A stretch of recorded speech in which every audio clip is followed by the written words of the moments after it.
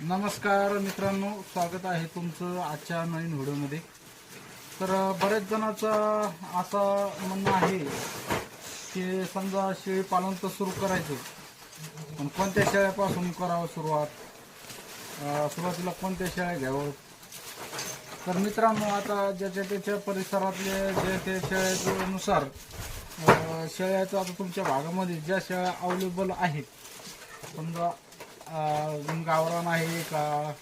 किरोळी आहे, शोधित आहे, अशा प्रकारच्या ज्या शेळ्या तुमच्याकडे शूट होतात त्या पद्धतीनं त्या शेळ्या तुम्ही घेऊ शकतात। आणि सगळ्यात जास्त जर चांगलं जर सुरुवातीला जर शेळी पालन करायचं म्हटलं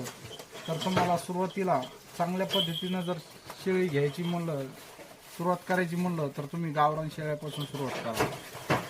जेणेकरून गावरान शेळ्यांना जास्त प्रमाणामध्ये